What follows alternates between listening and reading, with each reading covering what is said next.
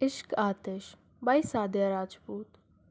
کون کہتا ہے زندگی سمجھی اور سمجھائی نہیں جا سکتی، جبکہ مردہ جسموں سے بھرے قبرستان قدرت کی یونیورسٹیز ہیں اور 2 گز زمین تلے دبا ہر شخص زندگی کا پروفیسر۔ تو پھر ایسا کیوں ہوتا ہے کہ ہم پیدا ہوتے ہیں، مر جاتے ہیں، پر جی نہیں پاتے؟ کہ ہم نے تو بس وقت کو جینا سیکھا ہے، زندگی کو تو ہم نے کبھی جیا ہی نہیں۔ اور جب یہی وقت ہمارے پاس ختم ہو جاتا ہے تو سوچتے ہیں کہ ہم جو عمر بھر وقت کے تبچے میں نفع و نقصان درج کرتے رہے، تو وہ کون سا پیمانہ تھا جو اس ناپ تول کے کام آیا؟ اور کیا کوئی ایسا فارمولا بھی ہے جو بتا سکے کہ نفع فائدہ کے سوا کچھ بھی نہیں اور نقصان تو نیز نقصان ہی دے سکتا ہے؟ جبکہ سچ تو یہ ہے کہ زندگی نفع دیتی ہی کب ہے، یہ تو سودا ہی گھاٹے کا ہے۔ ہم تو ادب میں بہت آرام سے تھے، پھر اس زندگی کے ہاتھوں وجود میں بدل کر اس متضاد دنیا میں آئے، یعنی آزمائش میں ڈالے گئے۔ اور آزمائش میں نہ تو منافع کی امید ہوتی ہے اور نہ نقصان کی، مگر حیرت ہے پھر بھی ہم خسارے کی فہرست مرتب کرتے رہے۔ زندگی کو تو جیسے گزرنا تھا ویسے ہی گزر جاتی، کم از کم وقت رخصت یہ خالص تو نہ ہوتی کہ ہم نے جو نقصان کا کھاتا بند کر دیا ہوتا تو شاید زندگی کچھ سہل ہو جاتی۔ مگر ہم سمجھتے ہی نہیں، اور وقت ہے کہ ختم ہوتا جاتا ہے، کبھی دوسرے کا تو کبھی ہمارا۔ صدیوں سے یہی کھیل کھیلا جا رہا ہے، ہم آتے ہیں، صحیح راستوں کو خود اپنے لیے پیچیدہ بناتے ہیں اور یہ کہتے گزر جاتے ہیں اب جو دیکھیں تو کوئی ایسی بڑی بات نہ تھی، یہ شب و روز، ماہ و سال کا پرپیچ سفر قدرے آسان بھی ہو سکتا تھا۔ ہم ذرا دھیان سے چلتے تو وہ گھر جس کے در و باغ پہ ویرانی ہے، جس کے ہر طاق پر رکھی ہوئی حیرانی ہے، جس کی ہر صبح میں شاموں کی پریشانی ہے، اس میں ہم چین سے ابد بھی ہو سکتے تھے۔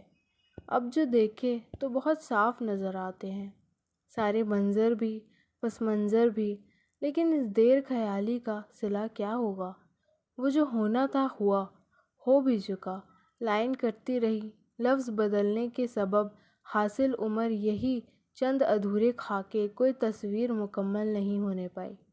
وہ ہاتھ میں بُکے پکڑے اجنبی چہروں کے درمیان کسی شناسا چہرے کو ڈھونڈ رہی تھی کہ کسی نے اس کا نام پکارا، تانیہ! وہ مڑی اور آواز کی طرف دیکھ کر جوش سے ہاتھ ہلایا، فائزہ! دونوں نے ایک دوسرے کے سمت قدم بڑھائے اور قریب آنے پر گلے لگ گئیں۔ بھائی کی انگیجمنٹ بہت بہت مبارک ہو، تانیہ نے الگ ہوتے ہوئے کہا۔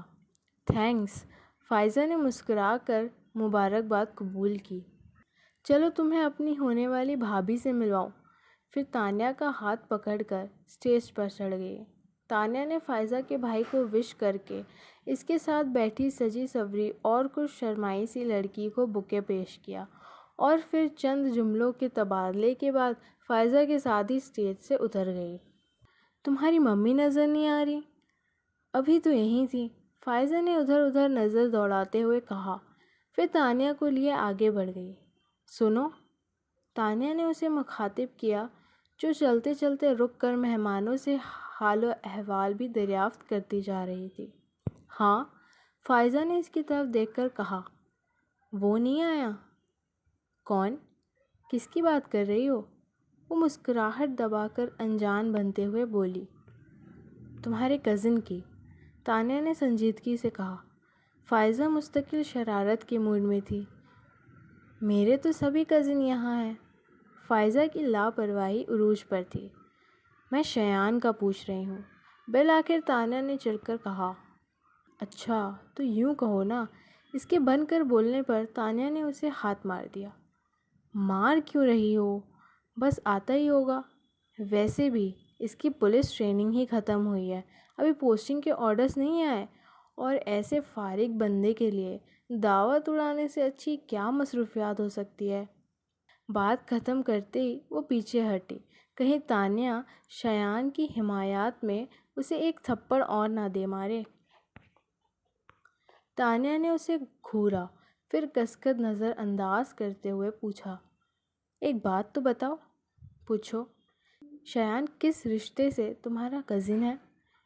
اصل میں میری ممی شایان کی مدر کی کزن ہے۔ اچھا۔ سر ہلاتے ہوئے تانیہ نے سامنے دیکھا تو اس کی نظر ڈیزائنر سوٹ میں ملبوس شایان کے دراز قامت وجود پر پڑی۔ اس نے فائزہ کو پکڑ کر جھنجھوڑ دیا، شایان آ گیا۔ شکر ہے، نہیں تو تم مجھے مار ڈالتی۔ بھکو مت۔ کیا ہو رہا ہے؟ وہ پاس آ کر بولا۔ تمہارے آنے کی خوشی میں تانیہ میرا گلا دبانے والی ہے، فائزہ بے چارگی سے بولی۔ شایان نے پہلے اس کی شکل دیکھی، پھر تانیہ کی، جس کے دونوں ہاتھ پیچھے سے فائزہ کے شانوں پر تھے۔ تانیہ نے دیکھ کر اپنے ہاتھ ہٹائے اور زور سے اسے دھکا دے کر بولی، دفع ہو جاؤ۔ ہاں ہو رہی ہوں، ویسے بھی تم جیسے کبابوں کی ہڈی بننے میں اپنا ہی نقصان ہے۔ اور ہاں، جاتے جاتے بولی، یہاں سے ہلنا مت، میں ممی کو لے کر آتی ہوں۔ وہ چلی گئی تو شایان نے مسکراہٹ دبا کر پوچھا، کیا تم واقعی اس کو مار رہی تھی؟ بیکار کی باتیں مت کرو، تانیہ برا منہ بنا کر بولی۔ تمہیں نہیں پتہ اسے ایکٹنگ کرنے کا کتنا شوق ہے۔ تانیہ۔ کچھ پل کی خاموشی کے بعد شایان نے اسے پکارا تو وہ سر اٹھا کر اسے دیکھنے لگی۔ ایک بات کہوں؟ کہو۔ شولڈر کٹ بالوں کو چہرے سے ہٹا کر وہ سنجیدگی سے اس کی طرف متوجہ ہو کر بولی۔ تو وہ دھیرے سے مسکرا کر بولا، پہلی بار تمہیں یوں سجے سنورے روپ میں دیکھ رہا ہوں، اچھی لگ رہی ہو۔ وہ پزل ہو گئی۔ واقعی وہ ہمیشہ بہت سادہ سے حلیے میں رہا کرتی تھی، اپنی طرف سے خاصی لاپرواہ، لیکن آج خلاف معمول ہے۔ ایمبرائڈری کے شفون کی سلوار قمیض میں دوپٹہ کاندھوں پر ڈالے، ہلکے میک اپ کے ساتھ میچنگ جویلری پہنے کافی مختلف لگ رہی تھی۔ اور تو اور آج بال بھی بائن کے قید سے آزاد شانوں پر لہرا رہے تھے۔ شایان کے اس قدرے ڈائریکٹ جملے پر، حالانکہ وہ بس ایک پل کو ہی گڑبڑائی تھی، پھر بھی محضوں سے ہنسی ہنس کر تانیہ نے خفگی سے اس کی سمت دیکھا۔ کیا یہی کہنا تھا؟ وہ فوراً بولی، نہیں، کہنا تو کچھ اور ہے، پر سوچا تمہاری تھوڑی تعریف ہی کر دوں۔ سنا ہے لڑکیوں کو اپنی تعریف بہت اچھی لگتی ہے، پھر ان سے جو بھی کہا جائے وہ تو فوراً مان جاتی ہے۔ تمہیں کیا منوانا ہے؟ شایان کی بات سے قیاس لگا کر اس نے آبرو اچکا کر پوچھا۔ کچھ بھی کہنے سے پہلے وہ کچھ پل چپ رہا، جیسے الفاظ ترتیب دے رہا ہو، پھر دھیرے دھیرے بولنے لگا۔ تانیہ، میں نہیں جانتا میں نے کب اس طرح سے سوچنا شروع کیا، لیکن یہ بات میرے دل میں بہت عرصے سے تھی، بس کبھی کہا نہیں، سوچا مناسب وقت آنے پر تم سے کہوں گا۔ کچھ لمحے خاموشی سے سرک گئے۔ وقت پتہ نہیں مناسب ہے یا نہیں، مگر میں اب اور انتظار نہیں کر سکتا۔ اپنی بات کے آخر میں اس نے تانیہ کی طرف دیکھا جو ایک ٹک اسے ہی دیکھ رہی تھی۔ شایان کا گمبھیر لہجہ، سحر زدہ الفاظ اور آنکھوں کا والہانہ پن، تانیہ کو لگا شایان آج وہ سب کہہ دے گا جسے سننے کی خواہش 3 سال سے اس کے دل میں تھی۔ تانیہ، میں تم سے… ایکسکیوز می پلیز۔ فائزہ کی تیز آواز سے طلسم ٹوٹ گیا اور وہ دونوں چونک کر اس کی طرف مڑے جو قدرے بھاری جسامت والے مگر گریسفل مرد کا ہاتھ پکڑے ان کی طرف آتی دور سے ہی چلائی تھی، ممی تو بزی ہیں، مگر دیکھو میں پاپا کو لے آئی ہوں۔ وہ بولتے ہوئے ان کے پاس آ کر رکی، پھر تعارف کروانے لگی۔ تانیہ، ان سے ملو، یہ میرے پاپا ہیں۔ پھر تانیہ کی طرف اشارہ کرتے ہوئے کہا، اور پاپا، یہ میری بیسٹ فرینڈ تانیہ فاروقی ہے، موسٹ ایلیجبل بزنس مین نور الہدیٰ فاروقی کی بیٹی۔ ہم دونوں MBA کلاسز میں ساتھ تھے۔ فائزہ کی بات پر وہ بری طرح چونکے۔ تم نور الہدیٰ کی بیٹی ہو؟ جی۔ نور الہدیٰ فاروقی ایک مشہور شخصیت تھے اور اکثر تانیہ کے بتانے پر ان کے حوالے پر لوگ چونک کر یہ سوال کرتے تھے، اس لیے تانیہ نے کچھ خاص نوٹس نہیں کیا۔ کیا آپ میرے پاپا کو جانتے ہیں؟ انہیں کون نہیں جانتا، اب وہ سنبھل کر بول رہے تھے۔ ہی از the leading industrialist of the country. اور لاسٹ وہ ایک بزنس میگزین میں جو ان کا انٹرویو چھاپا تھا، کمال کا تھا۔ وہ بہت سے لوگوں کے لیے انسپریشن ہے۔ اینی وے، ایم بی اے تو کمپلیٹ ہو گیا، اب کیا کر رہی ہو؟ اپنے پاپا کی تعریف پر اسے فطری طور پر خوشی ہو رہی تھی۔ ان کی بات کے جواب میں وہ مسکرا کر بولی، پاپا کا آفس جوائن کر لیا ہے۔ گڈ۔ وہ خوش دلی سے بولے، اوکے بیٹا، مجھے کچھ اور مہمانوں کو بھی وقت دینا ہے، تم لوگ انجوائے کرو۔ وہ ناقابل فہم انداز میں مسکراتے ہوئے چلے گئے تو تانیہ کو یکدم سے شایان کا خیال آیا۔ وہ پلٹی مگر وہاں کوئی نہیں تھا۔ اس نے تیزی سے نظریں دوڑائی مگر شایان کہیں نظر نہیں آیا۔ کیا بات ہے؟ فائزہ نے اسے کچھ ڈھونڈتے پکڑ پوچھا۔ شایان ابھی تو یہیں تھا، کہاں چلا گیا؟ ارے ہاں، یہ اچانک کہاں غائب ہو گیا؟ تانیہ اس کی بات کو انسنی کرتے ہوئے شایان کی تلاش میں گیٹ تک آئی تو اس نے شایان کو ہال سے باہر جاتے دیکھا۔ شایان، بات سنو! وہ بے ساختہ پکاری مگر شایان نے جیسے سنا ہی نہ ہو اور باہر نکلتا چلا گیا۔ تانیہ اس کے پیچھے لپکی مگر جب وہ باہر آئی، شایان اپنی بائک پر بیٹھ کر جا چکا تھا۔ اس خیال نے تانیہ کو آزردہ کر دیا کہ وہ کچھ کہے بغیر ہی چلا گیا تھا۔ وہ کتنی ہی دیر اندھیرے میں بے حس و حرکت کھڑی رہی۔ وہ کب سے شایان کی موبائل پر کال کرنے کی کوشش کر رہی تھی مگر دوسری طرف فون بند تھا۔ آ جاؤ! دروازے پر دستک کی آواز سن کر اس نے بلند آواز میں بیزاری سے کہا اور پھر سے موبائل پر نمبر ملائی۔ جی مما۔ دروازہ کھول کر اپنی مما کو اندر آتے دیکھ کر اس نے موبائل نیچے کر دیا۔ 2 بار ختیجہ کو تمہیں بلانے کے لیے بھیج چکی ہوں، آ کر کھانا تو کھا لو تانیہ، انہوں نے اسے سرزنش کی۔ آپ چلیں، میں بس تھوڑی دیر میں آتی ہوں۔ وہ زش ہو رہی تھی۔ آخر شایان نے موبائل آف کیوں کیا ہے؟ جب سے آفس سے آئی ہو فون سے چپک کر بیٹھی ہو، آخر کس کو فون کر رہی ہو؟ ایک دوست کو، جس ایڈیٹ نے پرسوں سے اپنا موبائل بند رکھا ہوا ہے، اور میں اس سے بڑی ایڈیٹ ہوں جو بار بار اس کا نمبر ٹرائی کر رہی ہوں۔ موبائل سے نظر ہٹائے بغیر تانیہ نے کہا اور دوبارہ نمبر ڈائل کرنے لگی تو مما نے آگے بڑھ کر موبائل اس کے ہاتھ سے لے کر سائڈ ٹیبل پر رکھ دیا۔ فون بعد میں بھی ہو سکتا ہے، اب چلو، تمہارے پاپا انتظار کر رہے ہیں۔ پاپا آ گئے؟ وہ گود میں رکھا تکیہ بیڈ پر رکھ کر اٹھ گئی۔ ہاں، اور تم 5 منٹ میں نیچے آ جاؤ ورنہ میں تمہارے پاپا کو بھیجتی ہوں۔ وہ دھمکی آمیز انداز میں کہہ کر کمرے سے چلی گئی تو تانیہ نے بھی فٹافٹ منہ ہاتھ دھویا اور بال کلپ میں جکڑ کر نیچے ڈائننگ روم میں آ گئی اور کرسی گھسیٹ کر بیٹھتے ہوئے نور الہدیٰ سے کہا، کیا بات ہے پاپا، آج آپ 9 بجے گھر پر نظر آ رہے ہیں؟ بس بیٹا، گھڑی نے دھوکہ دے دیا، ورنہ میں تو 12 بجنے کے بعد ہی گھر آتا، شاید اٹک گئی ہے۔ تانیہ کے شرارتی انداز میں پوچھنے پر وہ سنجیدگی سے بولتے ہوئے آخر میں یوں انگلی سے کلائی پر بندھی گھڑی کو ٹھوکنے لگے جیسے گھڑی واقعی اٹک گئی ہو۔ ٹیبل پر اپنی نگرانی میں کھانا لگاتے میں مریم فاروقی نے ان کی بات سنی تو ان کے مذاق کو سمجھ کر خفگی سے بولی، کیوں 12 بجے سے پہلے گھر آنے پر پابندی ہے؟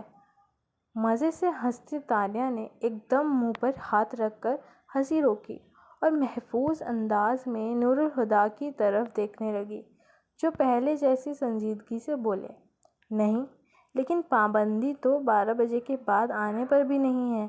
تانیہ کی ہنسی چھوٹ گئی تو مریم سلگ کر زور سے بولی، بہادر، پانی اب تک ٹیبل پر نہیں پہنچا؟ تانیہ نے ان کے غصے کو محسوس کر کے کہا، بس پاپا، اب خیریت اسی میں ہے کہ چپ کر کے کھانا کھا لیں ورنہ آپ کو مما سے زبردست ڈانٹ پڑ سکتی ہے۔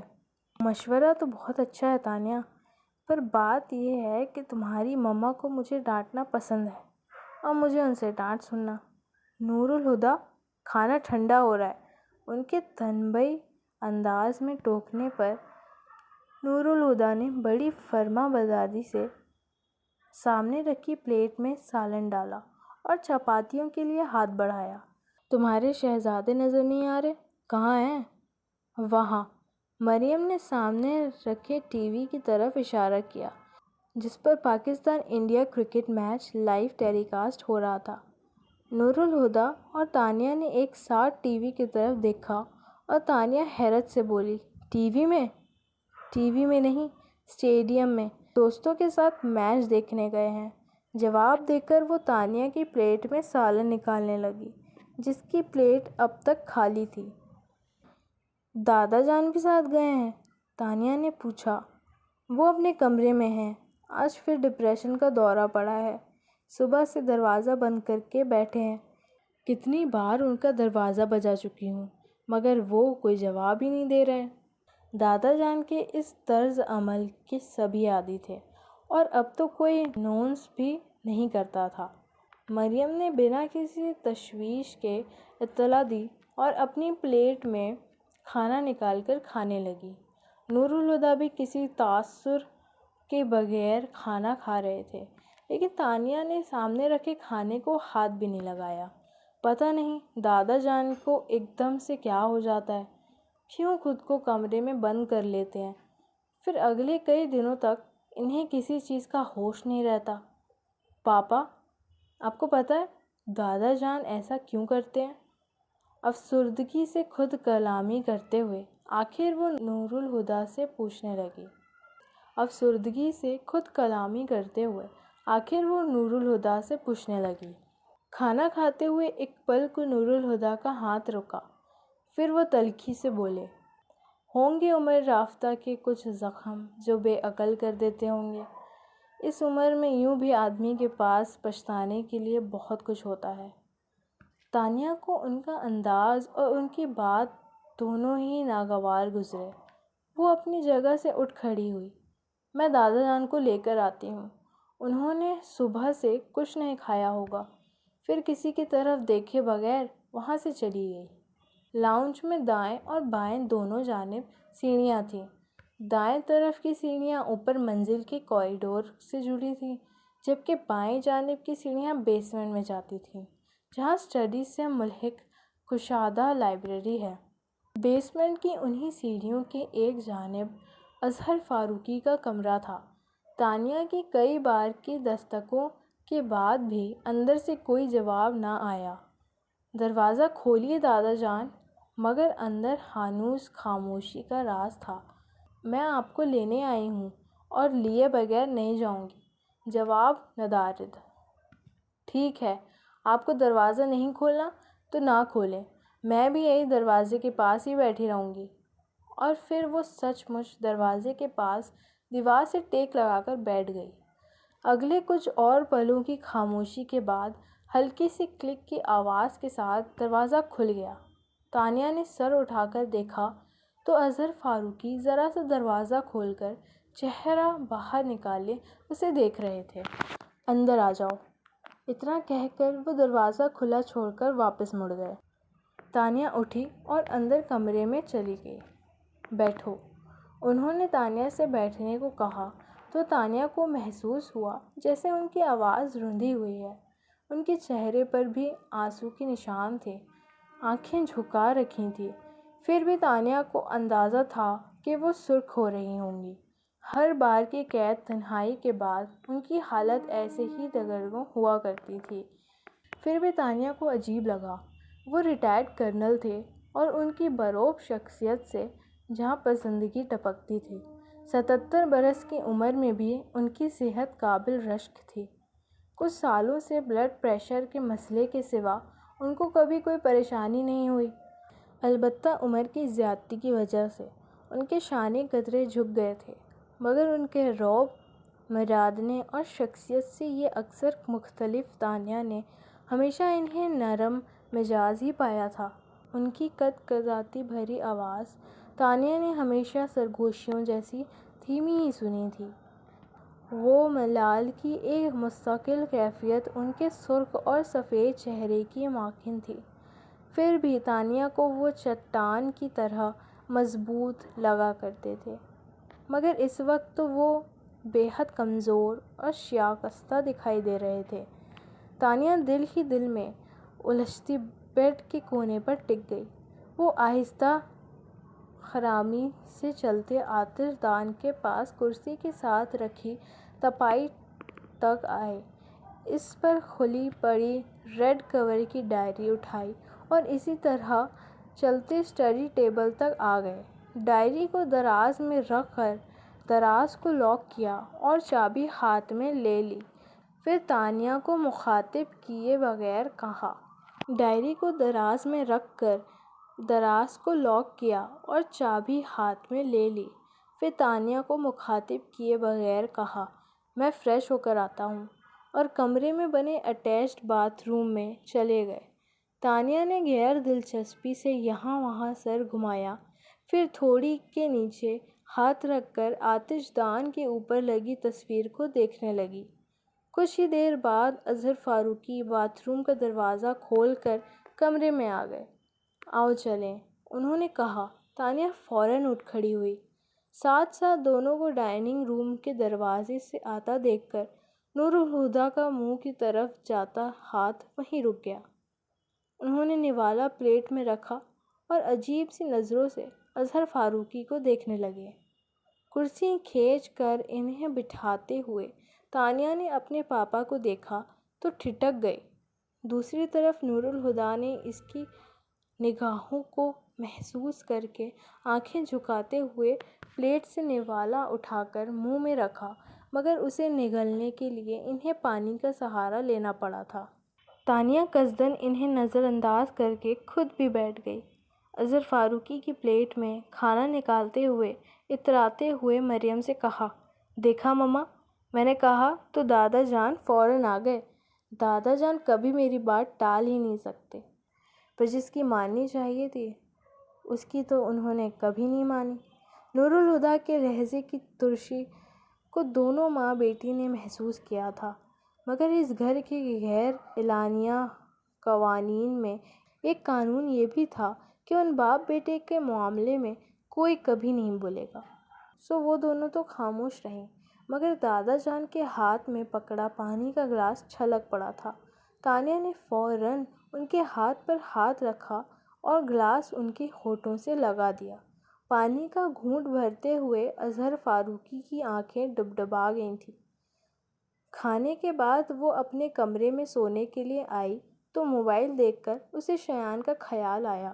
بیڈ پر نیند دراز ہوتے ہوئے اس نے شایان کو فون کیا، مگر اس کا سیل فون حسب سابق بند تھا۔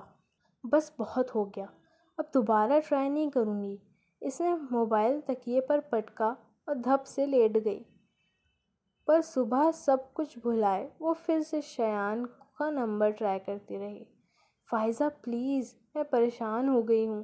پہلے تو اس نے فون بند کر رکھا تھا اور اب کال تو جاتی ہے مگر وہ فون نہیں اٹھا رہا۔ ایک تو تانیہ، تم نا ذرا سی بات پر پریشان ہو جاتی ہو۔ یہ ذرا سی بات ہے؟ وہ بھڑک گئی۔ پچھلے 2 ہفتوں سے میں پاگلوں کی طرح اسے کال ملا رہی ہوں اور وہ جناب فون ہی نہیں اٹھا رہے۔ بھئی ہو سکتا ہے وہ بزی ہو۔ فائزہ نے اسے ٹھنڈا کرنا چاہا، پر وہ اور بھی بھڑک گئی۔ بیٹھے بٹھائے ASP صاحب نے ایسی کیا مصروفیات ایجاد کر لی ہے جو فون نہیں اٹھا سکتے؟ اب کہ فائزہ بھی زش ہو کر بولی، اوفو، تمہاری سوئی تو ایک ہی جگہ پر اٹک گئی ہے۔ اب فون رکھو، میرا باس سارا کام چھوڑ کر مجھے اپنی الو جیسی آنکھوں سے گھور رہا ہے۔ نوکری سے نکلواؤ گی کیا؟ زیادہ اوور ایکٹنگ کرنے کی ضرورت نہیں ہے، میں بھی آفس میں ہی بیٹھی ہوں۔ وہ آفس تمہارے ابا کا ہے، جبکہ میرا باس میرا چاچا بننے کو بھی تیار نہیں۔ اچھا ٹھیک ہے، تم مجھے شایان کے گھر کا نمبر دے دو، پھر میں فون رکھتی ہوں۔ گھر کا نمبر کیوں؟ ویسے جلدی کی رٹ لگا رکھی ہے، مگر کیوں کس لیے بھی پوچھنا ضروری ہے؟ کچھ نارمل ہوتے لہجے میں بولی، دیکھو موبائل پر تو فون ریسیو کر نہیں رہا، گھر کا فون تو اٹھائے گا نا؟ ہاں پر میرے پاس اس کے گھر کا نمبر نہیں ہے۔ واٹ؟ شایان تمہارا کزن ہے اور تمہارے پاس اس کے گھر کا نمبر نہیں ہے؟ ہے، مگر وہ پرانا والا ہے، نیا مجھے یاد نہیں، ممی کی ڈائری میں لکھا ہوگا۔ ٹھیک ہے، گھر پہنچتے ہی مجھے فون کرنا۔ کروں گی، اب فون رکھ دو، بائے۔ کہنے کے ساتھ ہی اس نے لائن کاٹ دی۔ تبھی کسی نے آفس کے دروازے پر دستک دی۔ کم ان، اس نے سر اٹھائے بغیر کہا۔